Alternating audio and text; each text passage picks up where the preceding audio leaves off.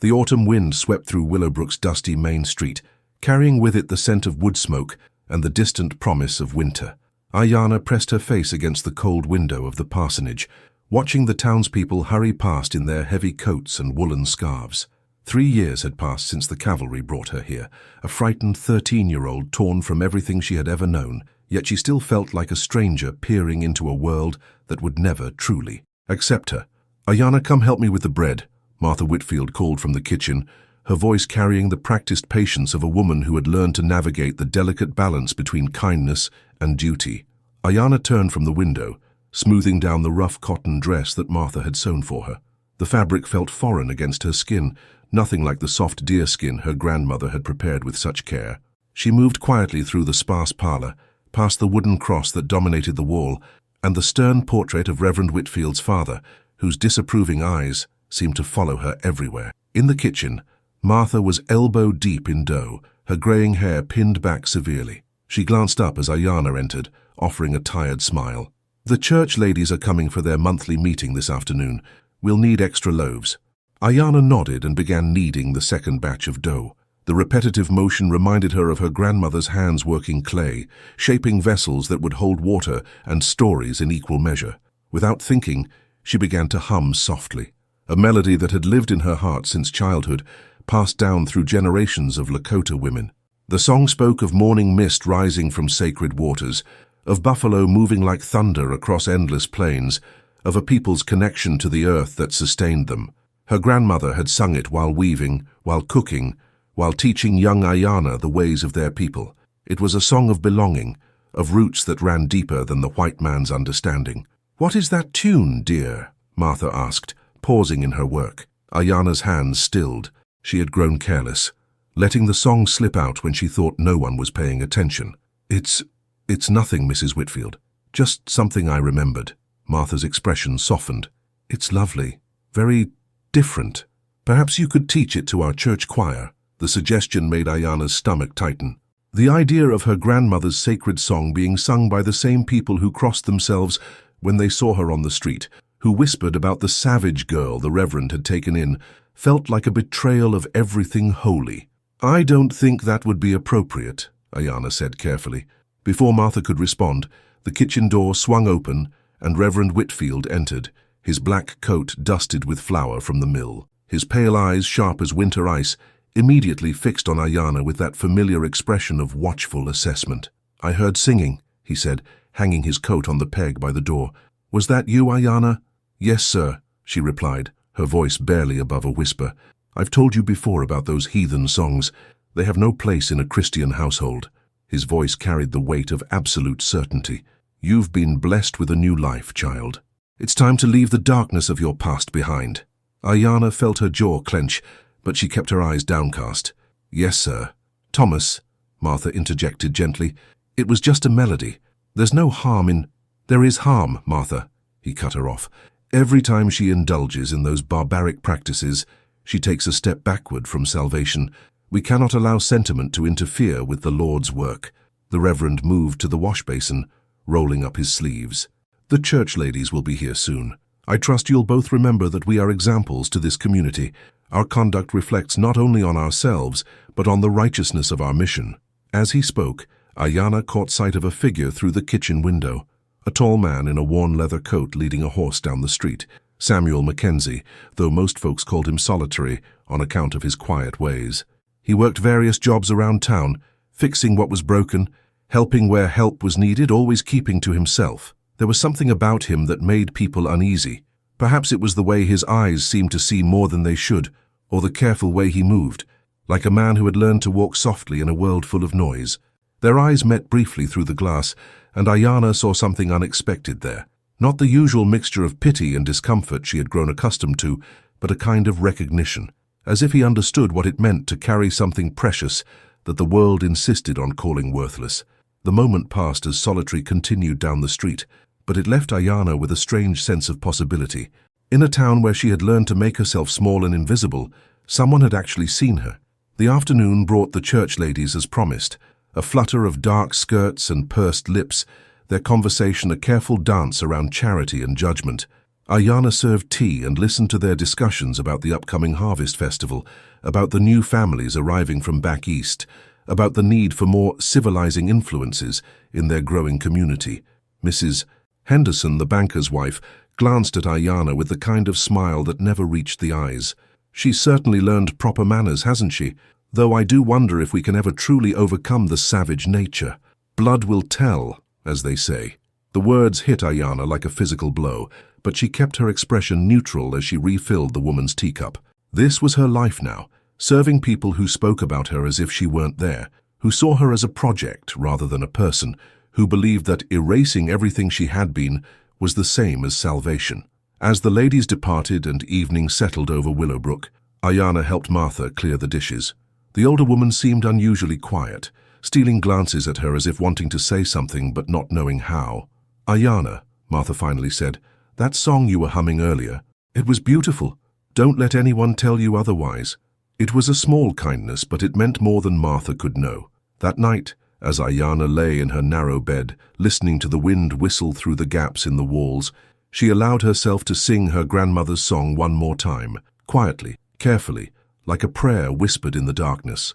Outside, unbeknownst to her, solitary McKenzie sat on his horse at the edge of town, having paused in his evening ride. The faint melody drifted to him on the wind, and he found himself listening with the attention of a man who recognized something sacred when he heard it. He had spent enough time among the Lakota to know a prayer when he heard one, and he understood exactly what it meant for that song to survive in a place like Willowbrook. The next morning would bring new challenges, but for now, in the quiet space between day and night, Aiyana's song lived on, a bridge between the world she had lost and the one she was still learning to navigate. The general store buzzed with the usual morning activity as Aiyana carefully counted out coins for flour and salt. Mrs. Patterson, the storekeeper's wife, watched her with barely concealed suspicion, as if expecting her to pocket something when no one was looking. It was a familiar dance. Aiyana would speak only when spoken to, keep her movements deliberate and visible, and endure the scrutiny that followed her everywhere in Willowbrook. "That'll be $2.15, Mrs. Patterson said, her voice clipped and businesslike. As Aiyana reached into her small purse, the coins scattered across the wooden counter. In her haste to gather them, she knocked over a small display of ribbons, sending colorful strips of silk floating to the floor like autumn leaves. "Clumsy Indian," muttered Jim Bradley, a ranch hand who had been browsing saddle leather. His comment drew snickers from the other men gathered near the counter. Aiyana's cheeks burned as she knelt to collect the ribbons, her hands trembling slightly. The familiar weight of shame pressed down on her shoulders. The constant reminder that no matter how carefully she behaved, how properly she dressed, how quietly she moved through their world, she would always be seen as other, as less. "Here, let me help." The voice was low and steady. Aiyana looked up to see solitary McKenzie crouched beside her, gathering ribbons with the same careful attention he brought to everything else. His presence seemed to create a pocket of calm in the charged atmosphere of the store. "Thank you," she whispered, accepting the ribbons from his weathered hands. Bradley snorted. Figures the half-breed lover would come to her rescue. The words hung in the air like smoke from a poorly ventilated stove. Solitary rose slowly, the ribbons still in his hand, and turned to face Bradley. The ranch hand was bigger, broader, with the kind of swagger that came from too much whiskey and too little sense, but something in Solitary's stillness made him take a step back. "Seems to me," Solitary said, his voice carrying the quiet authority of a man who had faced down worse than a loudmouthed cowboy, "that helping someone pick up what they've dropped is just common decency. Maybe where you come from they do things different." The tension in the store was thick enough to cut with a knife. Mrs. Patterson clutched her chest as if expecting violence to erupt at any moment. The other customers had gone silent, watching the confrontation with the hungry eyes of people starved for excitement. Bradley's face reddened. "You got something to say to me, McKenzie?" "I reckon I just said it." For a moment, it seemed like Bradley might push the matter further. Then he caught sight of the Colt revolver holstered at Solitary's hip, worn with the casual ease of a man who knew how to use it, and apparently thought better of his options. "This ain't over," Bradley muttered, shouldering past them toward the door.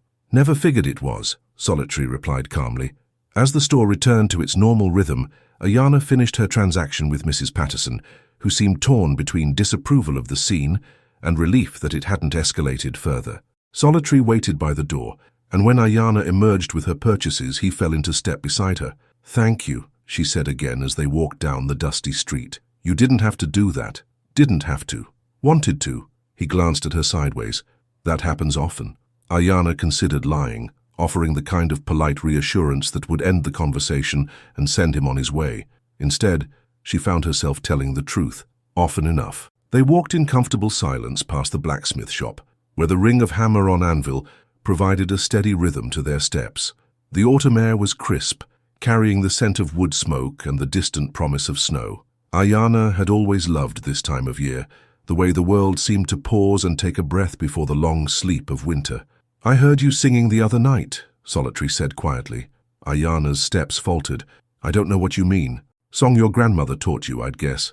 My ma had one like it. Different words, same heart." She stopped walking entirely, turning to study his face. There was no mockery there, no judgment, just a quiet understanding that made her chest tight with unexpected emotion. "Your mother was Cheyenne," he said simply. "Died when I was 12. Cholera took her, and half the reservation that winter." The revelation hit Aiyana like a physical blow. She had assumed, like everyone else in town, that Solitary was just another drifter, another white cowboy with no past worth mentioning. The knowledge that he carried his own burden of loss, his own complicated heritage, made her see him in an entirely different light. "I'm sorry," she said. "Long time ago now."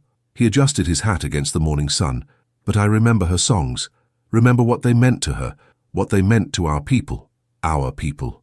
The words hung between them like a bridge neither had expected to find. "The Reverend says those songs are unholy, that they keep me from finding salvation." Solitary's jaw tightened almost imperceptibly. "The Reverend says a lot of things, doesn't make them true." They had reached the parsonage, its white-painted fence and neat garden a stark contrast to the wild landscape that stretched beyond the town's borders. Aiyana hesitated at the gate, suddenly reluctant to return to the careful silence that defined her life within those walls. "Would you—" she began, then stopped herself. The question felt too bold, too dangerous. "Would I what? Would you like to hear it? The song, I mean.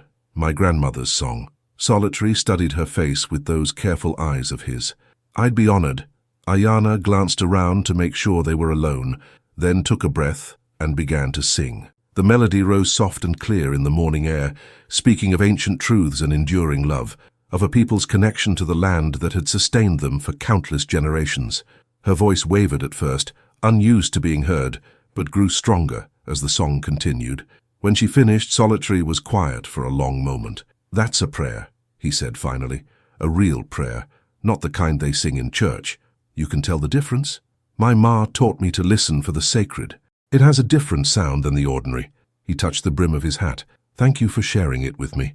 As he walked away, Aiyana stood at the gate, feeling something she hadn't experienced in 3 long years, the sensation of being truly seen and understood. For the first time since the cavalry had torn her from her family, she felt less alone. Inside the parsonage, Martha was preparing lunch, humming a hymn under her breath. She looked up as Aiyana entered, noting the slight smile on the girl's face. "You look happier today," Martha observed. "Do I?" Aiyana set down her purchases and began unpacking them. "I suppose I am. Any particular reason?" Aiyana considered how to answer. How could she explain that a few minutes of conversation with a half-breed cowboy had done more to restore her spirit than 3 years of sermons and charity? How could she make Martha understand that sometimes salvation came not from forgetting who you were, but from finding someone who remembered with you? "I think," she said carefully, "I just realized I'm not as alone as I thought." Martha smiled, misunderstanding but pleased nonetheless. "That's the Lord's work, dear. He provides comfort when we need it most." Aiyana nodded, letting Martha keep her interpretation. But as she folded the purchases away, she found herself humming again, quietly, carefully, but with a new sense of hope threading through the familiar melody. Somewhere in Willowbrook, there was someone who understood the difference between a prayer and a song, and that made all the difference in the world. The town square had been transformed for the harvest festival, with colourful bunting strung between the lampposts and long tables, groaning under the weight of pies, preserves, and roasted corn. The sound of fiddle music drifted from the makeshift stage where the local musicians had gathered, their lively tunes drawing couples onto the dance floor that had been marked out with sawdust and hope. Aiyana stood at the edge of the celebration, holding a basket of Martha's famous apple turnovers.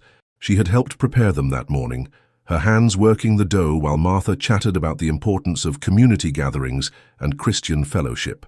But now, surrounded by the laughter and music of people who tolerated her presence without truly accepting it, Aiyana felt more isolated than ever. "There's our little savage," Mrs. Henderson announced loudly as she approached, her voice carrying that particular tone of false sweetness that made Aiyana's skin crawl. "Don't you look civilized in that dress?" Several other ladies gathered around, their eyes bright with the kind of curiosity that felt more like hunger. Aiyana had learned to recognize this look.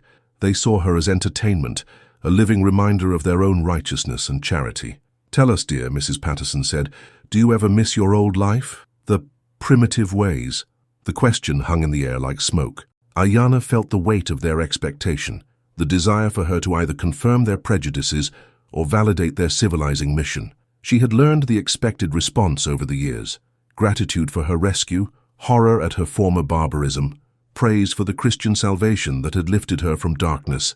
"I'm grateful for the kindness the Reverend and Mrs. Whitfield have shown me," she said carefully. "Of course you are," Mrs. Henderson beamed. "It's such a blessing to see how the Lord can transform even the most challenging circumstances." The conversation continued around her, the ladies discussing her as if she were a prized horse or a successful crop. Aiyana nodded at appropriate moments, offered polite smiles, and felt a piece of her soul shrivel with each condescending word. "I heard Indians have their own music," said young Miss Caldwell, the schoolteacher's daughter. "Wild, primitive songs. Do you remember any?" The question struck Aiyana like a physical blow. She glanced around the circle of expectant faces, seeing the mixture of curiosity and disgust that always accompanied discussions of her heritage. Part of her wanted to flee, to escape to the safety of silence and invisibility. But another part, the part that had been singing her grandmother's songs in the darkness, the part that had found unexpected understanding in Solitary's eyes, felt a spark of defiance. "I do remember some," she said quietly. "Oh, you must sing one for us." Mrs. Patterson clapped her hands together. "What a treat that would be." "I don't think," Aiyana began, but Mrs. Henderson was already calling for attention. Everyone, gather around. Our dear Aiyana is going to share some of her cultural heritage with us." The crowd began to form around them, drawn by the promise of exotic entertainment. Aiyana saw faces she recognized from church services, from the general store, from the careful choreography of daily life in Willowbrook. Among them, she spotted Solitary near the edge of the group, his expression unreadable, but his attention focused entirely on her. "Go on, dear," Mrs. Henderson prompted. "Don't be shy." Aiyana's mouth went dry. She could feel the weight of their expectations, the hunger for spectacle, the assumption that her pain and heritage were theirs to consume. But she also felt something else, a whisper of her grandmother's voice, a memory of dignity that no amount of charity could erase. She took a breath and began to sing. The melody that emerged was not her grandmother's sacred song that remained too precious to share with this crowd.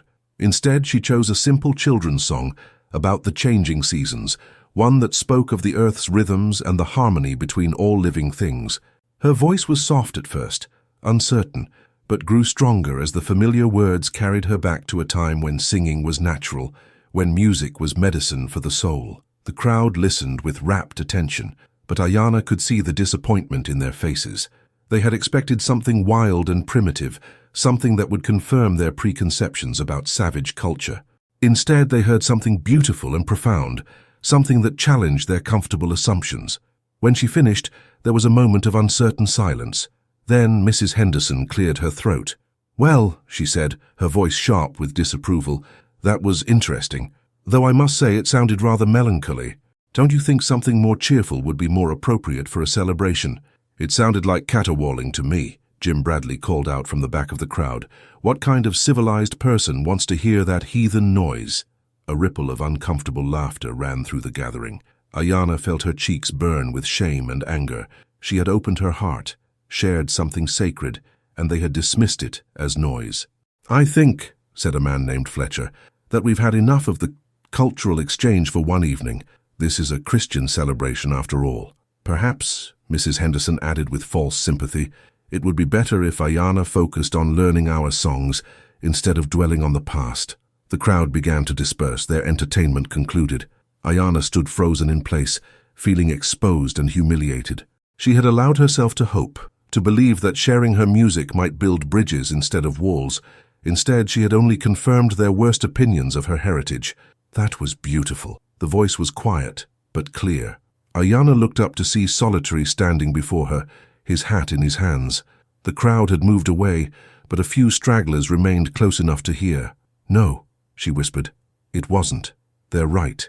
It was just noise." "It was a prayer," he said firmly. "Their song about the earth and the seasons and the way all things are connected. Anyone with ears to hear could tell that." Bradley, who had been lingering nearby, snorted with derision. "What would you know about it, McKenzie? You're as much a breed as she is." The insult hung in the air like a challenge. Solitary's jaw tightened, but his voice remained steady. "I know music when I hear it. I know prayer when I hear it. And I know ignorance when I hear it." "You calling me ignorant? I'm calling you deaf," Solitary replied.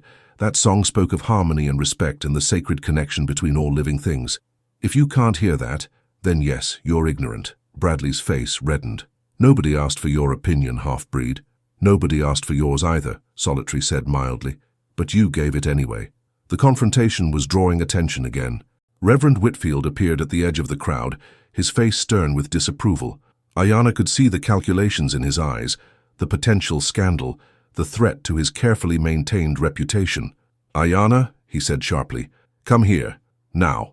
She moved toward him like a woman walking to her execution, knowing that she would pay for this moment of defiance, this brief flicker of pride in her heritage. But as she passed Solitary, he spoke quietly. His words meant for her alone. "Don't let them make you ashamed of who you are. Your grandmother's songs deserve better than this crowd's ignorance." The words followed her as the Reverend guided her away from the celebration, his grip firm on her arm.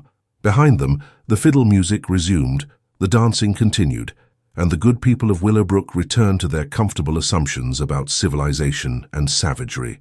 But something had changed in that moment when Aiyana sang her ancestors' song under the autumn stars. Her line had been drawn, a choice made, and there would be no going back to the safety of silence and invisibility. The Harvest Festival would be remembered not for its music or its fellowship, but for the moment when a Lakota girl dared to sing the songs of her people, and a half-breed cowboy dared to call it beautiful. The reckoning was coming, and both of them knew it. The days following the Harvest Festival passed in a suffocating silence. Reverend Whitfield's disappointment hung over the parsonage like a thundercloud, manifesting in curt responses and meaningful glances. Aiyana found herself confined to the house except for essential errands, her movements watched, and her interactions limited to the barest necessities. "You embarrassed us," Martha said quietly one morning as they worked together in the kitchen. Her voice carried more hurt than anger. "Thomas has spent years building his reputation in this community. People respect him because they believe in his mission, our mission, to bring civilization to those who need it." Aiyana continued kneading bread dough, her hands working with mechanical precision. "I'm sorry, Mrs. Whitfield. I didn't mean to cause trouble." "I know you didn't, dear, but you must understand, when you sing those songs, when you cling to those old ways, it makes people question whether our work here has any value. It makes them wonder if people like you can ever truly be saved." The words hit like physical blows. People like you. After 3 years of trying to fit herself into their world, of learning their customs and speaking their language and wearing their clothes, she was still people like you. Other, different, lesser. That afternoon, while Martha visited the sick and Reverend Whitfield attended to church business, Aiyana found herself alone with her thoughts and her anger. She climbed to the small attic room where she slept, pulled out the wooden box she kept hidden beneath her bed, and opened it with trembling fingers. Inside were the few treasures she had managed to save from her old life. A piece of carved bone her father had worn, a small beaded pouch her mother had made, and a lock of hair from her grandmother's braid. These were all she had left of the people who had loved her unconditionally, who had seen her as whole and worthy and sacred. She held the lock of hair to her lips and began to sing, softly at first, then with growing strength. It was her grandmother's song, the one she had been too afraid to share at the festival, the one that spoke of morning mist and sacred waters, and the enduring connection between all living things. The melody filled the small room, transforming it into something holy. For a few precious moments, Aiyana felt her grandmother's presence as clearly as if the old woman was sitting beside her, braiding her hair and whispering stories of the ancestors. A soft knock at the door interrupted her song. Aiyana quickly hid the box and called out, "Come in." To her surprise, it was solitary McKenzie who entered, his hat in his hands and his expression apologetic. "Mrs. Whitfield let me in," he said. "Hope you don't mind the intrusion. I brought something for you." He held out a small bundle wrapped in oiled cloth. Aiyana accepted it with curiosity, unfolding the fabric to reveal a wooden flute, beautifully carved with intricate patterns that seemed to dance in the afternoon light. "It's Cheyenne," Solitary explained. "My mother's. She used to play it when she was sad or lonely or just needed to remember who she was beneath all the expectations." Aiyana ran her fingers over the smooth wood, feeling the grooves worn by another woman's touch. "I can't accept this, it's too precious." "That's exactly why you should have it," Solitary said. "Music shouldn't be locked away. It should be shared, celebrated, honored. Your grandmother's songs deserve to be played on an instrument that understands their worth." "But what if someone hears? What if the reverend—" "Then you play it when they can't hear. You play it in the early morning when the world is still quiet, or late at night when the house is asleep. You play it in the fields outside town, or in the old cabin by Miller's Creek. You find a way to keep the music alive because once it dies, it's gone forever." Aiyana looked up at him, seeing the pain in his eyes that echoed her own. "You understand.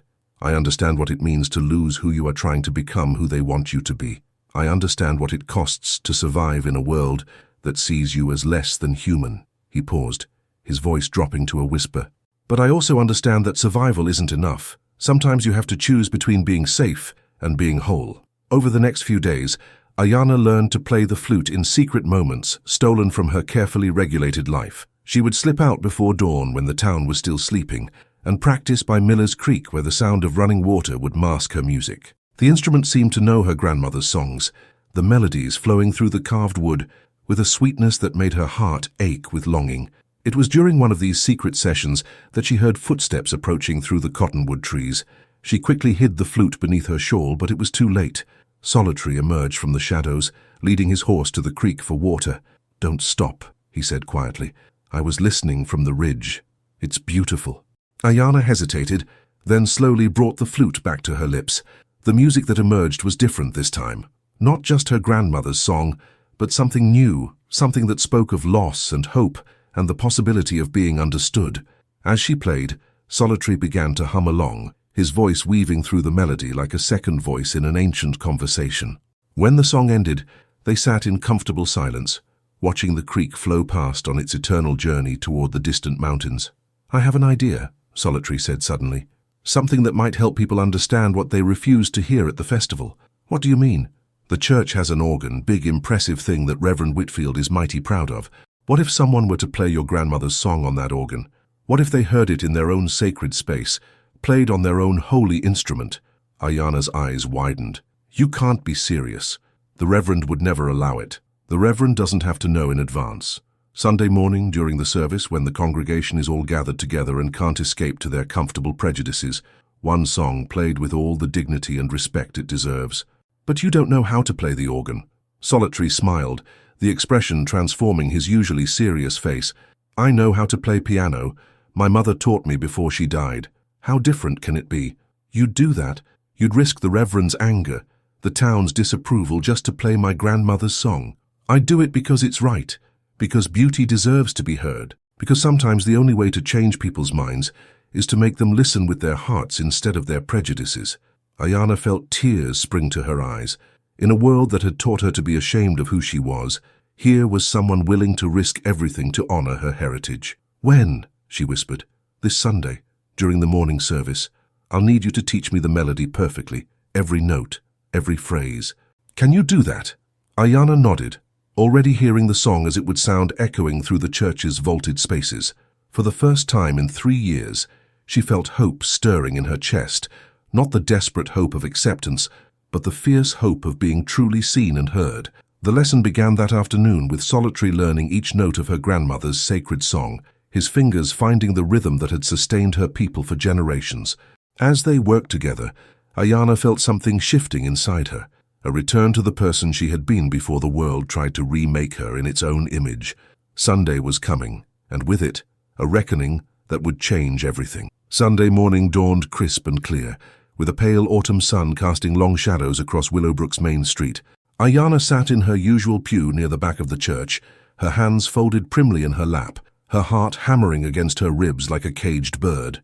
Around her, the congregation settled into their familiar rhythms, rustling skirts, whispered greetings, the self-satisfied air of people confident in their righteousness.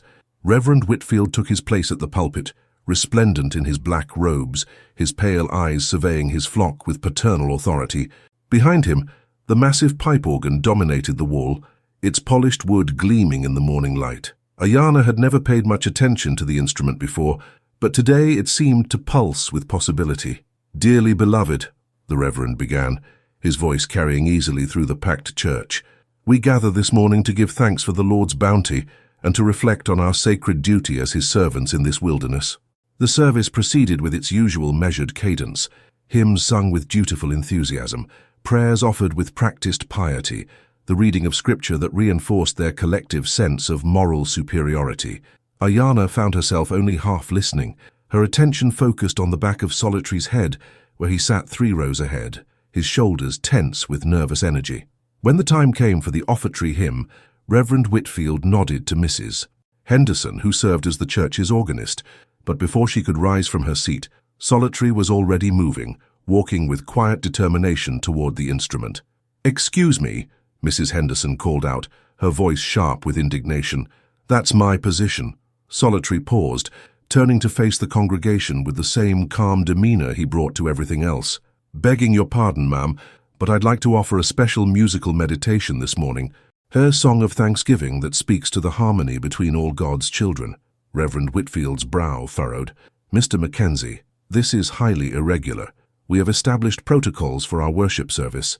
"Sometimes," Solitary said quietly, "the Spirit moves in unexpected ways, Reverend. I ask only for your patience and your open hearts." There was something in his tone, a quiet authority that came from a man who had faced down worse things than a disapproving congregation, that made the Reverend pause. Perhaps he sensed that making a scene would be worse than allowing this small deviation from protocol. "Very well," he said after a long moment, "but make it brief." Solitary settled onto the organ bench, his hands hovering over the keys for a moment as if gathering himself. Then he began to play. The first notes that emerged from the massive instrument were tentative, searching like the first light of dawn touching the edge of the horizon. But as Solitary found his rhythm, the melody grew stronger, more confident, filling the church with a sound unlike anything the congregation had ever heard within these sacred walls. It was Aiyana's grandmother's song, but transformed by the organ's majestic voice into something that transcended cultural boundaries. The melody spoke of morning mist rising from sacred waters, of the eternal dance between earth and sky, of a love that connected all living things in an unbreakable web of grace. The music swelled and soared, each note carrying the weight of generations, the wisdom of a people who had understood the sacred long before missionaries arrived to explain it to them. Aiyana felt tears streaming down her cheeks as she listened to her grandmother's prayer echoing through the church.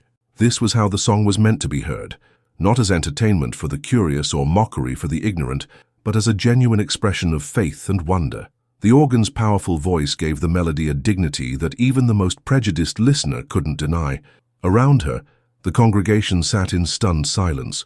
Some faces showed confusion, others disapproval, but many reflected a growing sense of awe as the beauty of the music penetrated their defenses. Mrs. Patterson's mouth hung slightly open, as if she couldn't reconcile the savage noise she remembered from the festival with this transcendent sound. Even Mrs. Henderson seemed transfixed, her usual sharp expression softened by reluctant wonder. The melody reached its climax, Solitary's hands dancing across the keys with increasing confidence, drawing from the instrument every ounce of its power and majesty. The song spoke of buffalo moving like thunder across endless plains, of generations of mothers singing their children to sleep under star-filled skies, of a people's enduring connection to the land that had shaped them. It was a prayer without words, a hymn that needed no translation, a bridge between worlds that stubbornly insisted on remaining separate. As the final notes faded into silence, the church remained absolutely still. No one seemed to breathe, as if afraid that any sound might break the spell that had settled over them. Even Reverend Whitfield stood frozen at his pulpit, his usual certainty replaced by something approaching wonder. Then Jim Bradley's voice cut through the silence like a rusty blade. "That's the same heathen noise that Indian girl was caterwauling at the festival," The spell shattered. Murmurs rippled through the congregation as people turned to stare at Aiyana, their expressions a mixture of accusation and dawning understanding. She felt their eyes like physical weight, pressing down on her until she could barely breathe. "Is this true?" Reverend Whitfield's voice was deadly quiet. "Mr. McKenzie, did you just play a pagan song on our sacred organ?" Solitary rose from the bench, his movements deliberate and unashamed. "I played a prayer, Reverend. A song of thanksgiving that honors the Creator of all things. If you heard paganism in it, perhaps you need to examine what's in your own heart." The Reverend's face flushed red with anger. "How dare you? How dare you defile this sacred space with your savage music?" "Savage?" Solitary's voice remained calm, but there was steel beneath the surface. "That song speaks of harmony between all living things, of gratitude for the earth's bounty, of the sacred connection between the Creator and creation. If that's savage, then maybe we need more savagery in our religion." "Get out!" the Reverend hissed. "Get out of my church this instant." "Your church?" Solitary looked around at the congregation, many of whom were still staring at him with expressions of confused wonder. "I thought this was God's house. I thought it was supposed to welcome all his children, not when they bring blasphemy and corruption with them." The argument was spiraling out of control, voices rising, people choosing sides, the careful order of the service dissolving into chaos. But then another voice cut through the noise, small, clear, and utterly determined. It wasn't blasphemy. Every head turned toward Aiyana as she rose from her pew. Her legs felt weak, her heart hammered with terror, but her voice remained steady. "That song is a prayer," she continued, looking directly at Reverend Whitfield. "My grandmother taught it to me when I was small. She said it was older than memory, older than the hills, a way of honoring the Creator who made all things. She said that when you sing it with a pure heart, you can feel the sacred flowing through you like a river." "Aiyana," Martha whispered urgently, "sit down, please." But Aiyana couldn't stop now. 3 years of silence, 3 years of shame, 3 years of pretending to be grateful for the destruction of everything she had loved. It all came pouring out in a flood of words. "You want to save my soul," she said, her voice growing stronger with each word. "But you never asked what my soul was like before you decided it needed saving. You never wondered if maybe my people already knew how to pray, already knew how to find the sacred, already knew how to live in harmony with creation." The church was absolutely silent now, every person hanging on her words. "That song you just heard, it taught me that the earth is alive, that every creature has a purpose, that we're all connected in ways too deep for words. It taught me to see the sacred in sunrise and rainfall and the changing seasons. It taught me that love is the force that holds the universe together." She paused, looking around at faces that reflected shock, confusion, and something that might have been recognition. "If that's pagan," she said quietly, "then I don't understand what Christian means." For a long moment no one spoke. Then old Mr. Carson, the town's founding father, cleared his throat. "Young man," he said to Solitary, "would you play that song again?" The request sent another ripple through the congregation. Reverend Whitfield looked as if he might explode. "Absolutely not. I will not have my church turned into a circus of heathen entertainment." But other voices were joining Mr. Carson's. "Play it again. It was beautiful. I want to hear it properly this time." Solitary looked at Aiyana, a question in his eyes. She nodded, tears still streaming down her cheeks but her spine straight with newfound dignity. This time, as the melody filled the church, Aiyana began to sing. Her voice rose clear and strong, weaving through the organ's majestic tones, like a bird soaring on mountain winds. She sang in Lakota, the ancient words carrying meanings that transcended language, speaking directly to the heart of anyone willing to listen. And this time, people did listen, really listen. They heard the love in her voice, the reverence, the deep spiritual connection that no amount of missionary work could create or destroy. They heard their own longing for the sacred reflected in an ancient melody that spoke of truths they had forgotten in their rush to civilize the wilderness. When the song ended, the silence was different, not shocked or hostile, but reverent, sacred. "That," said Mr. Carson, "was a prayer if I ever heard one." Mrs. Patterson nodded slowly. "It was beautiful, really beautiful." Even some of the younger congregation members were murmuring agreement, their faces reflecting a new understanding of what they had witnessed. Reverend Whitfield stood at his pulpit, his authority crumbling as his congregation slipped away from his rigid certainties. "This is "This is not what we came here for," he stammered.